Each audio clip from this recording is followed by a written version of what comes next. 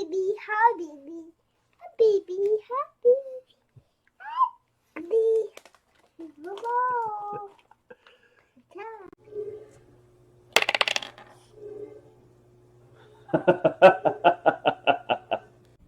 Hello, everyone, and welcome back down here to the Gamer's Den with me, your host, Jordan, your master of lore and storyteller extraordinaire. Now, for today's DM guide, as I'd mentioned before, we are diving into more game specific kind of things, different fixes, ideas, things that tips and tricks that are meant to work within the specific mechanics for specific games. And I figured a good place to start today with this would be with D20 Modern, since I've actually made a couple of videos talking about it now. And since I've mentioned before, D20 Modern is kind of broken, kind of really broken in a lot of ways. And some people have complaints that I 100% agree with. Others, I think maybe they're being a bit too harsh, but really, it all boils down to whether or not you're actually having fun. And if you're not, well, then, that's that. And also, these fixes that I'm proposing here are not going to fix everything. There's always going to be problems with whatever game that you play. Some things are not going to work out so great, others are just, you're better off maybe just playing a different game rather than the one you're beating your head against, trying to get it figured out and working smoothly. And these fixes I propose just because I've played this game a lot. I still have fun with it in spite of how broken it is, and partly because the people that I played with, the various friends over the years, the different groups, we've all just kind of had this implicit understanding of, yeah, if something's kind of busted, we're going to ignore it and substitute in something else. Uh, and so, again, these fixes will not fix everything, but they should help. And they could potentially create other problems, but really, with this game, it's just more about making sure you're having fun, and I think these fixes will do that. And to get us started, we are going to focus on the base character classes. And to that end, we're just going to go in order. Starting off with the strong hero, the first fix I recommend is make the bonus provided by the extreme effort talent, the talent tree, also count towards grapple checks, charge, overrun, and bull rush attacks. And the reasoning behind this is extreme effort is focusing on any actions or skills that are strength related. You're exerting yourself to that maximum that human potential could achieve and possibly even beyond. Well, I think this would also apply to things like grapple checks, which focus a lot on your grip strength. And in the cases of things like jujitsu and wrestling, you're using total body strength to isolate a limb or two sets of limbs. You get the idea.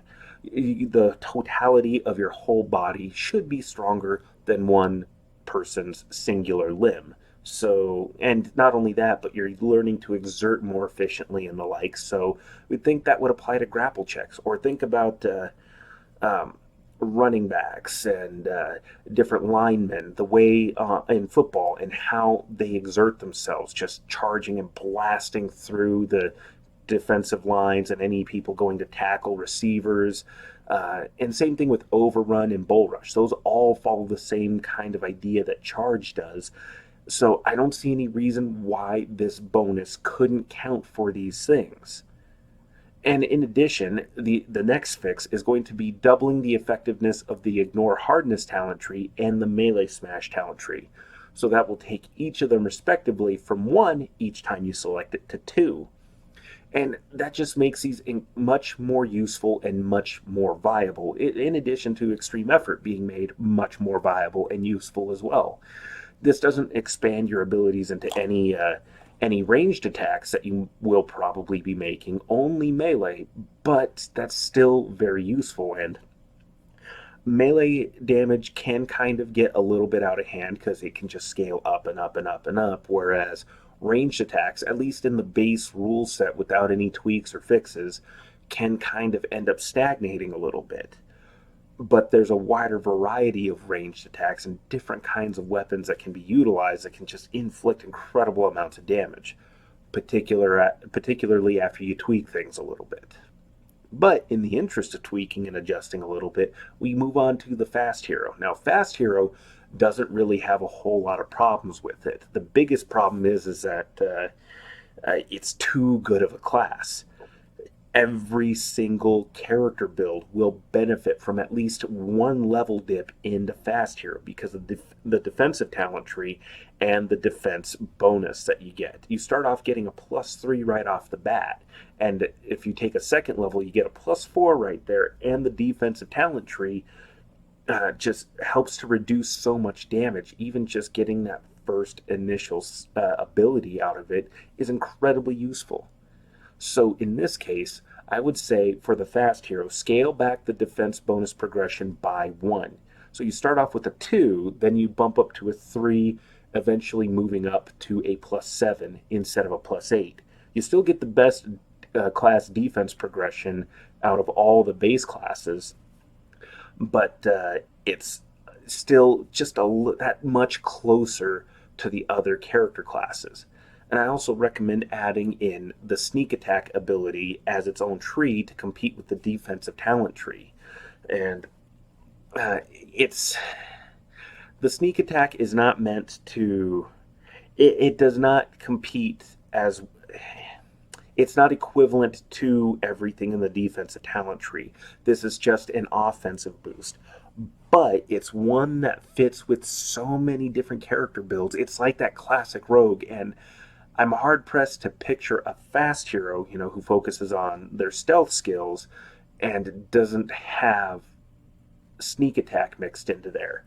And the another option to add in with sneak attack is in successive selections for the sneak attack talent tree is to include options for making your sneak attack damage non-lethal or increasing the die size even, just to make it that much more appealing to the players running this class. And not only that, but giving them something else good that they might select instead of the defensive talent tree, because as it stands, the only other option is fast movement. And fast movement just increases your speed by 5 feet each time you select it. So that's just a whoop-de-doo. I mean, what that doesn't compete with automatically taking only half damage on attacks that provoke a reflex save, or possibly negating all the damage when you consider things like explosives, automatic fire, different spells like lightning bolt or fireball. Just there's no comparison there. And at least by adding in a sneak attack ability tree, you can open that up and give fast hero players something appealing to take. And then for the tough hero class, for tough hero, I'd say increase their defense progression by 1, and then their hit dice from the D10 to the D12. At a D10, they already get the highest hit dice progression out of all the different character classes, the base character classes, anyways. But this is a tank. We want the tank to be tanky. We want them to be chunky, beefy, and just absolutely be able to withstand and defend against all kinds of attacks, because that's the role this class is going to have. And to that end, for their damage reduction talent tree, I'd say increase that from 1 to 2, so that way if they select it all 3 times, they end up with a damage reduction of 6, which, if they progress all the way to level 9 or so and take this 3 times, at level 9, a damage reduction of 6 is significant, but it's not going to be game breaking. There's other ways to overcome that, like, say, being a strong hero and ignoring damage reduction. That will be massively helpful. Also, I would say remove the requirements for taking it. You shouldn't have to worry about taking energy resistance, which is going to be very subjective what you're dealing with, and just it just doesn't really fit. I get what they were going for there. You're developing your ability to absorb damage and increasing your toughness, but I mean, no, make it have no other requirements. Just take it, because it just works better this way. And then also, I would say bump up their reflex saves and put it on a good track like the fortitude saves are. And this one just makes particular sense to me because, well, again, this is a tanky character. We want them in the way of everything. So they should have good fortitude saves, but they should also be able to save against incoming attacks. They're not going to be able to completely negate it like the fast hero can, but having a good reflex save will be massively helpful. Though I will say there is an argument to be made for putting their will saves on a good track because, tough hero having physical toughness and mental toughness as well, I can see the reasoning behind that. But I think reflex saves works a little bit better thematically for the class overall. And then we come to the classes that are going to have the most extensive changes to them. At least, these are the ones I really went in depth on because Smart Hero and Dedicated Hero really kind of struggle a lot. They're not designed with being in combat, they're not going to be the ones kicking in the door and bursting into the room, usually. But unfortunately, combat is where they're most likely to die, and they really don't have much to do in combat. Vice versa, the other character classes, excluding perhaps the fast hero, smart and tough hero, or sorry, strong and tough hero, don't really have a whole lot to do outside of combat usually. So this kind of helps the smart hero be a bit more useful in combat without entirely breaking things. For example, redoing the strategy talent tree entirely, since this is something that is already put in there to help them be a bit more viable in combat, for exploit weakness, after one round of combat, they can make either a perception or a knowledge tactics skill check. On success, with difficulty 15, all opponents have their defenses reduced by your smart hero level plus your intelligence bonus. The smart hero may share this advantage with allies verbally as a free action. So the idea behind this is instead of just selecting one target, they can take multiple targets and reduce their defense down pretty significantly, especially if they decide to run through all 10 class levels of Smart Hero and really boost this particular bonus. And even if they don't, this will still be useful even into higher levels because you have different things that can affect your defense, not just the class defense bonus, but the armor enchantments, or just armor enhancements from the different splat books, the supporting materials that Wizards of the Coast put out for D20 Modern. But you also have cover bonus and different enchantments and different effects that can throw down and just really, really start boosting armor class higher and higher. So this should still be relatively balanced. And then the next ability is plan, and for this, the smart hero may make a relevant knowledge check to create a plan. Tactics for combat, behavioral science for social checks, etc. And once they succeed on a DC 15 check or intelligence check,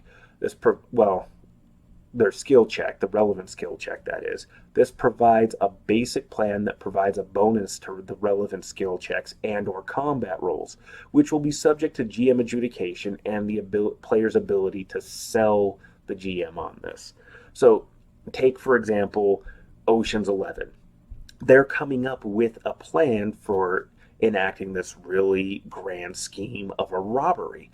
And so everybody knows their roles and their positions, and they've practiced and built up their ability to just sell everybody on this and on their different roles. And they've got all their different things in place, all the different tricks, traps, disguises necessary to get through. So, with that plan and everybody moving along as part of the plan, they get these bonuses, or at least that's what this ability would do. It would help apply bonuses that are relevant to the various skill checks. In this case, we'd be looking at diplomacy, bluff, sense motive, and the like, as well as disguise checks. So that's why I say it's subject to GM adjudication and the player's ability to justify things, because you don't want them to be able to break everything, but you want this ability to have some flexibility so that way it can apply to multiple different scenarios. Uh, Something that's going to be this kind of heist that requires a lot of social interaction. You also want this to be able to apply to different combat checks and the like, whether it's hide and move silent, uh, or different perception checks, attack rolls, and the like. All of these different things will be affected by plan, or the ability to plan. So yeah, you get the idea at this point. The bonuses, it will be equal to 1 per 2 levels of smart hero plus the intelligence modifier. So even at first level, you can get a +5 bonus overall. It's pretty damn nice. And this will last for the length of the encounter, or unless the plan goes totally awry, in which case the smart hero needs to try to come up with a new plan on the fly, and you can increase the difficulty as necessary. Say they're being attacked and they're taking a moment to try to hunker down and come up with something, some kind of a plan. So it's can be involved in a number of different ways. And lastly, out of this particular talent tree, we have cunning attack. The smart hero has to make a DC 15 intelligence check, adding your smart hero level to the roll. You substitute your intelligence modifier for your strength and dexterity bonuses, gaining an attack bonus equal to 1/2 your smart hero level for 3 rounds. Now, this is not something that's going to carry you through combat, but will allow you to contribute to combat, as well as potentially helping you just survive long enough till help shows up. And who knows, maybe you can carry through a bit more effectively and actually survive some combat encounters. You're not going to take on a boss all by yourself, more than likely, but you know, a level 5 smart hero would be able to get some decent bonuses out of this and do just a bit more damage and contribute directly in the fight. But then, really, from there, the smart hero, the rest of the talent trees, I don't mind them as they are. Some people deride them for really being circumstantial, but ideally the DM should know roughly how the characters are built and should kind of tailor some things a little bit to fit with the player's different builds. And having things like Savant add in just incredible bonuses to the skill checks that they pick out, or to the skills that they pick out for these various checks, it's maybe it is circumstantial, but the DM should be willing to throw players a bone within the story to make those skills relevant and useful, and should be open to the players using those skills and trying to justify using them in different creative ways to think and solve their way around different problems. But to that end, we also have the dedicated hero, and the empathic tree was definitely one that needed a lot of work. Starting off, for empathy, reduce the 1 minute time requirement to 1 round. That's really all you need to do here in order to make this much more effective, because although it is only in roleplay, having to sit there for 1 minute and observe your target and look at their patterns, the way they move, the way they talk, dress, and just even the cadence of their speech. Well, ideally, you're doing this from a distance. You're observing, like, say you go to a club and you're watching somebody across the way in the VIP lounge, and you're getting a feel for how they interact with people. So that way you have a better idea how to approach. That's kind of what they had in mind, or at least what I believe the developers behind this game had in mind. But I think 1 round is much more effective. Take a couple of seconds to size somebody up and have a pretty good idea how to approach them. You still need to make the skill checks, sense motive and diplomacy and the like, in order to get a feel for things. But that's all this really does. Is this is a quick way to size somebody up and gauge how best to approach them. Because like I said, you still need to make the checks. This is not a guaranteed success. This just improves your odds of succeeding by taking a few moments to observe and take in your target. Also, improved aid another. Normally, this gives just a +2 bonus, but for Aid Another, especially for this to have any sort of significance and any kind of long-term usefulness, increase this to a +4 bonus for when you aid someone. It's not going to be the most incredibly useful thing, but a +4 bonus can absolutely make more of a difference, especially at later levels, than it will just at a +2. I mean, a +2 is still useful. Everything still adds up. But for this to be a talent, something that you select as a class ability, you want it to have just a little bit more oomph. Also, intuition. Intuition kind of works like the augury spell, getting a sense or a feeling for things without having to actually expend a spell. Normally you'd cast augury for for determining if something is going to have a good or bad outcome. Like you're standing before the mouth of a cave that has this fearsome reputation to it, and so you cast the spell in order to determine if going in there will spell doom or if you're going to be successful. And then the DM kind of will tell you, there's a reason this place has such a fearsome reputation. Just even standing here before the mouth of the cave was unsettling, but the sensation you get from casting the spell just fills you with a sense of dread. Your deity is reaching down and giving you this message of, no, turn back, my servant. So, this has that effect, and it's for sensing if things are off, like that sixth sense of something doesn't feel right here, or I sense a disturbance in the force. Things like that. But I would say also add in an option for picking up a hunch for hidden objects, direction to different clues, etc.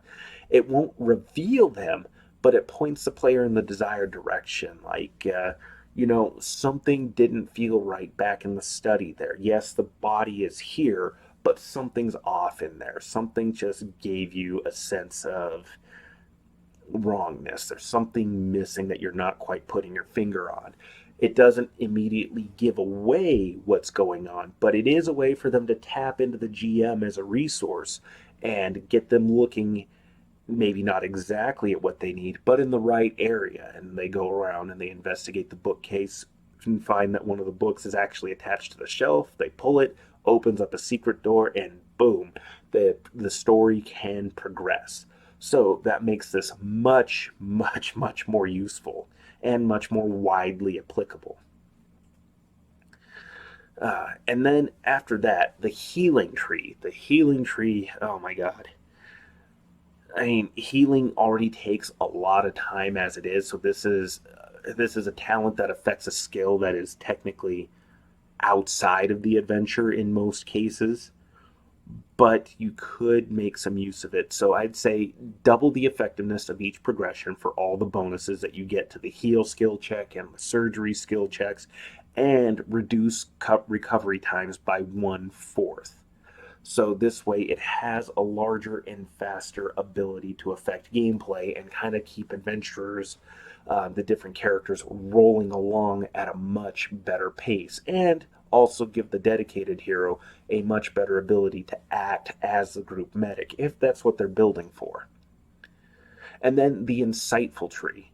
For skill emphasis, I'd say instead of one skill, select a number of skills equal to 3 plus the character's wisdom modifier, just to make this feel a bit less like the feat that provides the exact same bonus. Make this a class ability that has a much broader impact. And then cool under pressure, the dedicated hero can take 10 for the skills selected under skill emphasis, even while distracted or under duress. So this ties the two together pretty nicely and also makes skill emphasis a requirement. So that way, I don't know, it just keeps a certain thematic progression to it, and being able to select the different abilities out of there, like certain craft skills uh, or even like the heal skill, making it so that it's much more useful right out the gate, especially with cool under pressure, I think is a good choice. And it also just kind of ties in and makes the builds that you can get out of dedicated hero much, much, much more viable and useful, not just in combat, but in different social settings and the like. And lastly, charismatic hero. Charismatic hero, I didn't really have much of a problem with overall. Really, I think, especially with the different social skills and the like, I feel like those work out pretty nicely, similar to the smart hero, where the smart hero is more technically inclined. Charismatic heroes, of course, your sociable face, the company mascot, and the like company spokesperson who can smooth them over all those annoying petty little wrinkles. But for its combat abilities, though, my God. Okay, so for Dazzle, increase the penalty from 1 to something equal to 1/2 the charismatic hero level. So from level 1 through 3, it's still going to be a -1, but then you hit 4, you get a -2 out of it. And if you continue all the way up to 10, you get a -6 out of it that's applied to your target. And then Taunt, I'd say increase the effect durations from 1 round to 1d6 plus 1 rounds. That's way, way, way, way more useful. You get it's just, and it makes a little bit more sense too.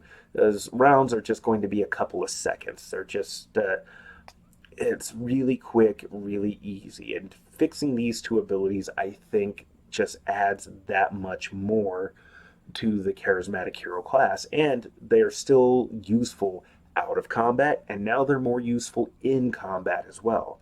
Like the smart hero, they're probably not going to carry most combat encounters, at least just with the base class, but they are going to affect combat much more, well, effectively. They're going to have a much greater impact overall. And then one of the last things to bring up here, and it's something tied into the classes, is the reputation bonuses.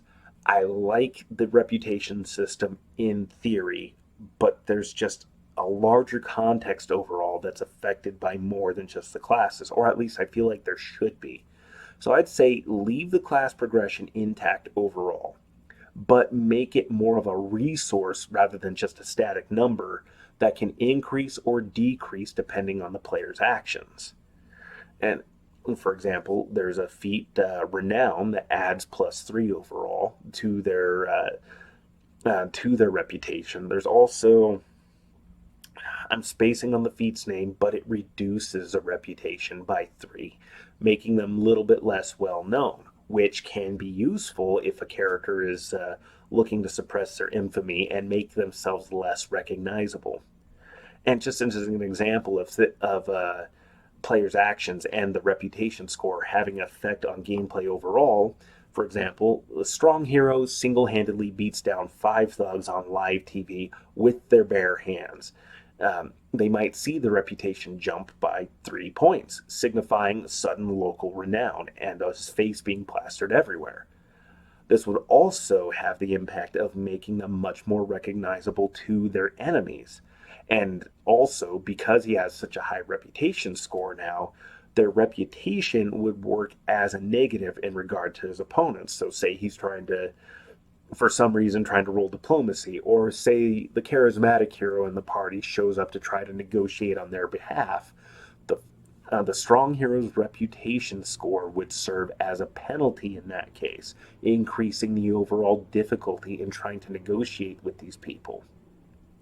So that, I think, makes reputation just a little bit more interesting and a little bit more useful. Certainly, there are already some rules like that in D20 Modern where reputation can have certain impacts on different things, how widely renowned a character is. But I really think player actions should have a greater impact, and it also should have an impact with different social interactions and the like. And yeah, that's essentially it so far. ah, but there's plenty more to fix with this game. You have the vehicle rules, you have the magic system in place here. I mean, Magic in D20 Modern focuses quite a bit more on utility rather than raw combat potential. Also, it's handicapped from going all the way up to 9th level spells just to 6th. but I still think there's plenty more that can be done there to make things just a little bit more interesting, especially given the wide array of different advanced classes. But with that said, I've been your host, Jordan, your master of lore and storyteller extraordinaire. We're going to call it for now. But if you enjoyed today's video, go on down there, click the like button. And hell, if you've been enjoying this video, you might enjoy some of these popping up over here. Or if this isn't your first video so far, then hell, why not go down there and hit the subscribe button? Certainly, we'd be happy to have you here. But with that said, thank you all so much for your time, and you all have yourselves a good night.